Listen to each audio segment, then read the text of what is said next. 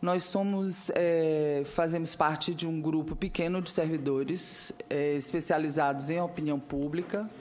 De forma geral, são 3 cientistas políticos, um estatístico que tem doutorado, sempre digo que ele tem doutorado, que assina as amostras, e mais 5 ou 6 pessoas. Então, não somos um exército, e sim atiradores de elite. E, ao longo do tempo, o Data Senado foi criado em 2005, ele existe, portanto, há 10 anos, e ele foi criado para estudar a opinião pública sobre o Parlamento, como o cidadão pensa o Senado Federal e como o cidadão quer que determinado assunto seja votado ou debatido dentro do Senado. Essa é a nossa especialização. Então, eu sou Elga, sou a secretária da área, sou jornalista e advogada de formação, e tenho mais ou menos 25 anos trabalhando com opinião pública. E quando a gente fala em relacionamento, senador, a gente está falando de 2 lados. Então, eu vou tentar falar um pouquinho aqui o que o cidadão pensa sobre o Senado, para a gente ver como é que ele está interagindo, o que ele está esperando da gente. Como a gente está num período de individualização predominante dessa democracia eletrônica, né? Eu tomo iniciativa, eu escrevo para o Senado, ou eu escrevo e busco o apoio de mais 20 mil pessoas, eu me sinto um pouco perdido. Isso vai dar certo? Como é que eu faço? O caminho vai ser muito longo, vai cair na mão dos senadores, o que eles vão fazer com isso? E a gente sempre acha, no Brasil, que o parlamento é mal avaliado, que a gente tem o pior parlamento do mundo. Mas isso não é verdade, a gente vai ver os números.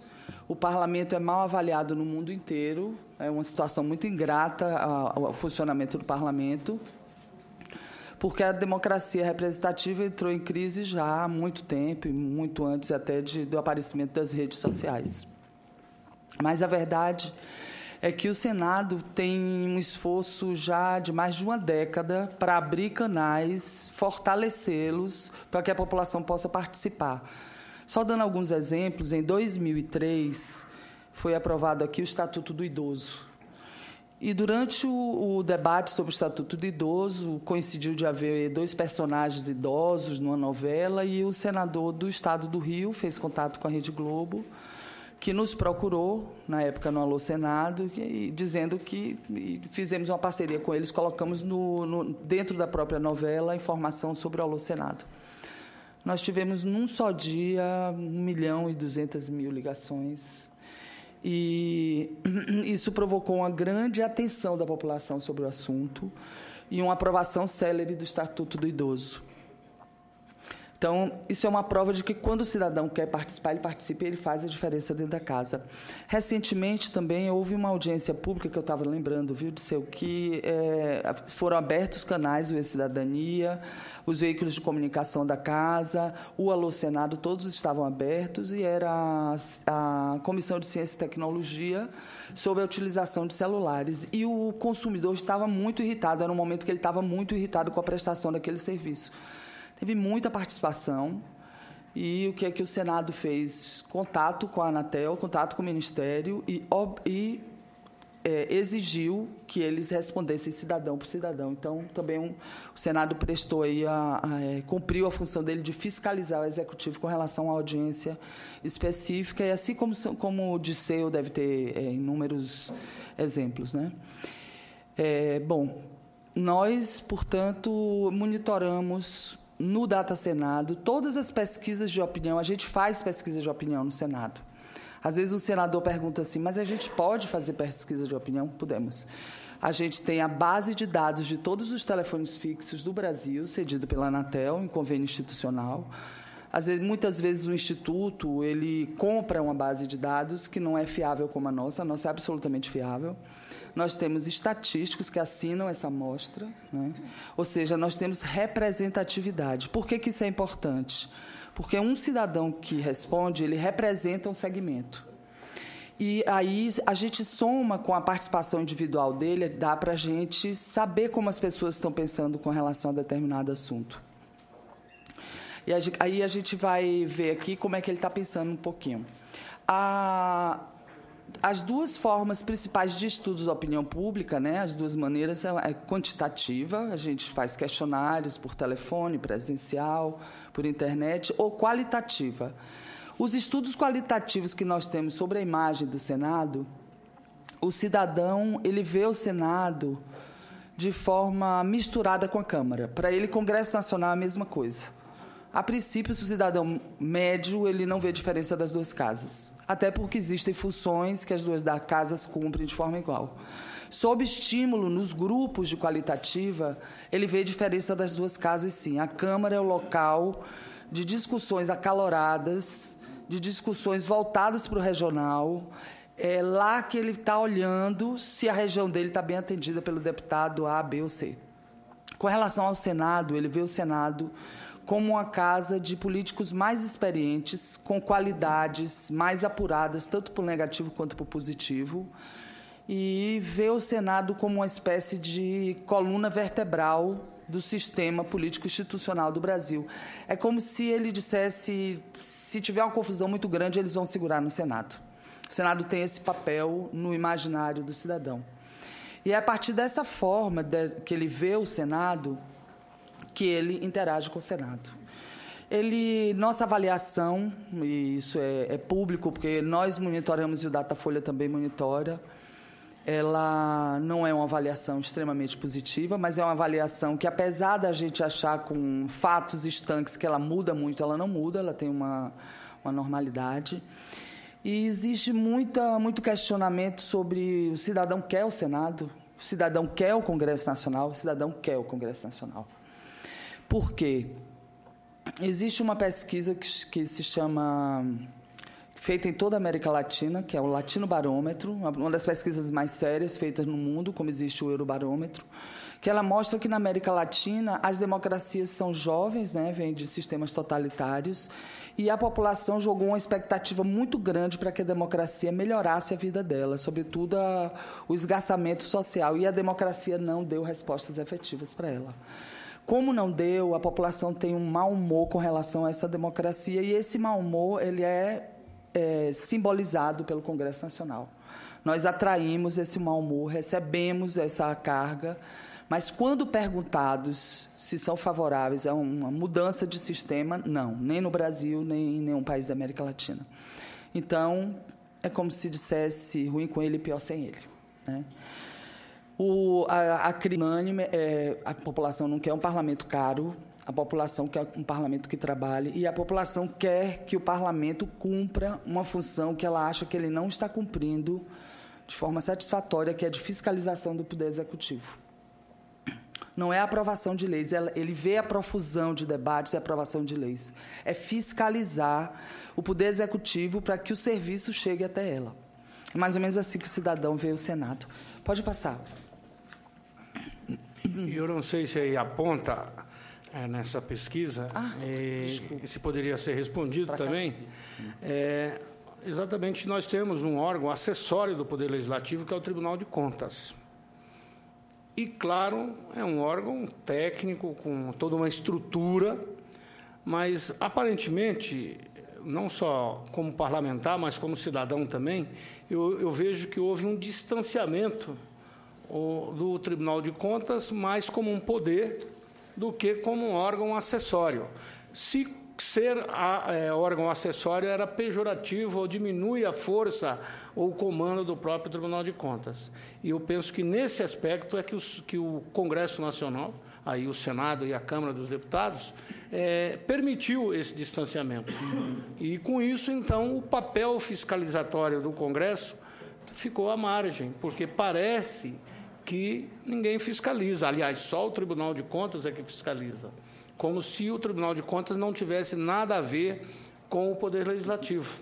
E agora mesmo estamos vendo a questão do impeachment, né, das pedaladas, e o que se discute? O Tribunal de Contas é a última palavra ou é o Congresso Nacional? Claro que é o Congresso Nacional, mas, na verdade, é o Tribunal de Contas ou é o Congresso? Essa pergunta passa a existir. Então, eu gostaria que a senhora fizesse um comentário também sobre esse aspecto, porque tem a ver muito do que o cidadão que está lá em casa agora, que está nos assistindo, pode perguntar, né?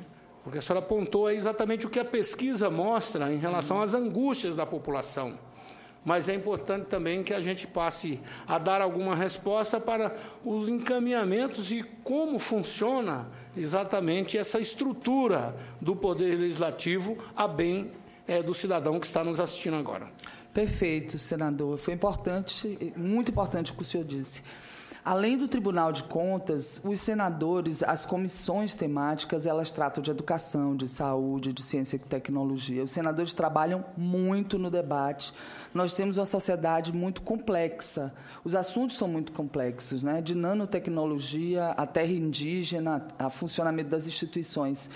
Então, o cidadão, ele cobra a fiscalização do Poder Legislativo com relação à atuação do Executivo no que o Legislativo deliberou como lei ou como que deve ser feito. O senador foi lá, o deputado foi lá, e muitas vezes ele vai, ele fiscaliza e a população não acompanha isso. E veja bem, nós temos uma particularidade com relação ao cargo de senador, porque, como o mandato é de 8 anos, o senador trabalha muito, mas ele não tem nicho eleitoral, como o deputado. O deputado se elege com 3, 4 cidades ou 10 cidades.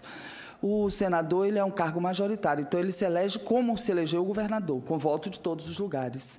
Mas, ao contrário do governador, ele não tem o que a gente chama da caneta na mão, né? Ele não faz a escola, não autoriza a rua. Então, ele é um cargo que o cidadão tem a impressão de estar distante de quem ele elegeu. E, quando ele observa, o senador tratou dos principais assuntos que regem a nação no dia a dia. Então, Data Senado. Nossa missão é, então, aplicar pesquisas de opinião sobre temas legislativos para subsidiar a atuação de parlamentares, né, e a opinião do cidadão sobre os parlamentares também. E o panorama, fazemos pesquisas nacionais por telefone, com o apoio do Alô Senado, e enquetes da internet, que é uma área que está crescendo muito no estudo da opinião pública. É o estudo web e a gente tem estudado muito isso. A metodologia, que é para nos dar segurança de como é feito, né, como eu disse, com base em todos os telefones fixos do Brasil, nossa margem de erro é de 3 pontos, o nível de confiança é de 95%. Nunca nossa metodologia foi questionada ou foi motivo de crítica pública, porque todos os assuntos que a gente investiga que têm similaridade com a iniciativa privada, nossos números sempre foram muito parecidos.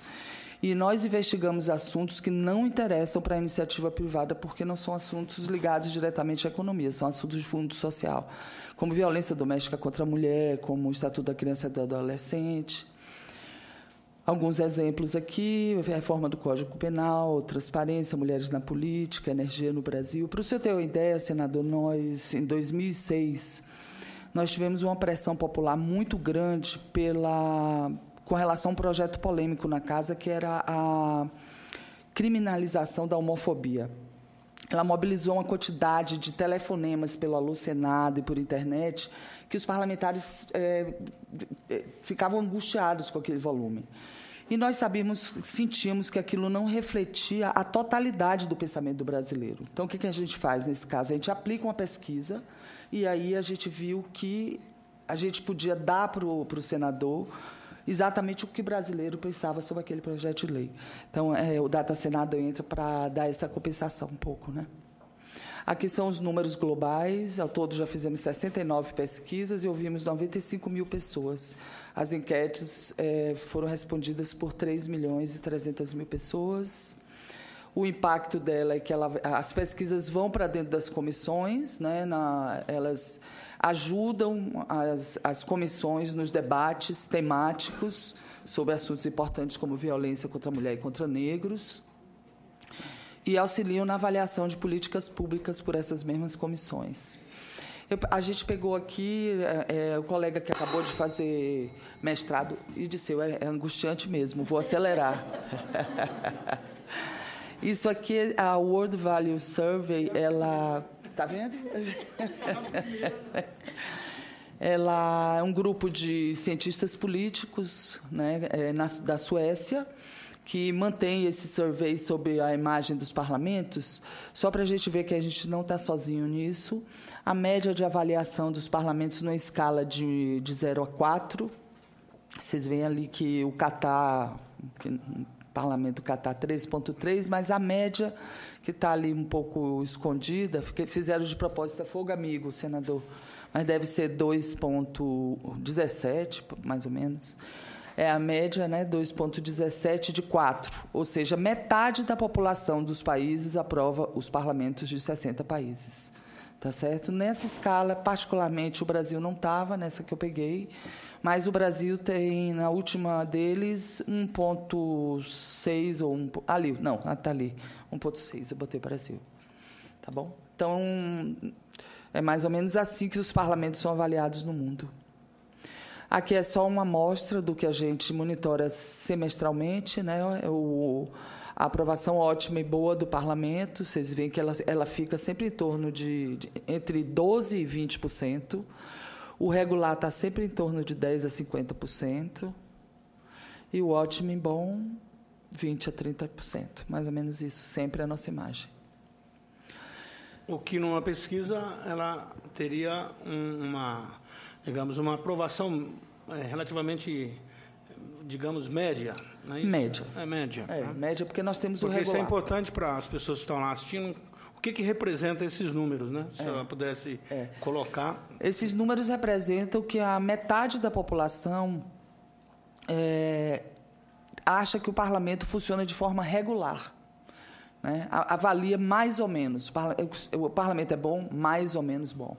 Quando a gente pergunta qual é a importância do Senado para o Brasil, 80%, 80% a 85%, eternamente acha importante. Então, ele é crítico com relação a gente, mas ele é extremamente grato com relação à existência e o funcionamento da instituição. Ou seja, também há uma consciência da população que não tem como funcionar uma democracia sem a existência do parlamento. Se apitar foi o seu tempo, viu, senador? Se apitar de novo foi o senhor. Não... Eu já estou terminando. Eu acho que isso é muito importante para o cidadão que está vendo a gente. Transparência, que é um conceito relativamente novo dentro do nosso vocabulário, dentro do nosso imaginário do dia a dia. Transparência e controle social. Quando se criou a Secretaria de Transparência, eu vi um colega e disse assim, mas controle social, que absurdo, que a gente vai agora controlar o social. Eu disse, não, colega, é o social que vai nos controlar, né? Então, como é muito... E era gente muito importante, né? Mas no ar não vou dizer o nome. Mas o conceito de transparência, a população deve estar atento a isso, porque ela é a porta para que ela possa controlar a atividade do poder público. O Senado é hoje, sem dúvida, a instituição federal, se não a mais, uma das mais transparentes do Brasil. Até por todo o histórico que nós já tivemos, hoje o Portal da Transparência tem toda a informação que o cidadão procura sobre a atividade do parlamentar, sobre os gastos da casa, sobre nossos salários, sobre o que a gente faz, quando faz e como faz. E, além do portal, que é um portal meio de puxão de orelha, sabe, senador? Porque ninguém entra lá para elogiar, só para ver como está funcionando e procurando as coisas. Já teve 1 milhão e pouco de acessos no ano que foi criado. A presidência da casa, o presidente Renan, criou um conselho de transparência para que a sociedade civil viesse para dentro do Senado e opinasse a cada 2 meses sobre a transparência. Então, é uma pressão muito saudável que nós sofremos dessas ONGs, e com ele nós compartilhamos também os avanços a cada 2 meses. E desde que foi criado o Conselho, nossa grande conquista foi a criação do Índice Brasileiro de Transparência do Poder Legislativo. Isso quer dizer que foram criados parâmetros que mostram se uma casa legislativa é ou não transparente. Ele foi colocado em consulta pública, e o resultado dele saiu na semana passada e vai estar à disposição de toda a sociedade no portal do Senado. Muito obrigada.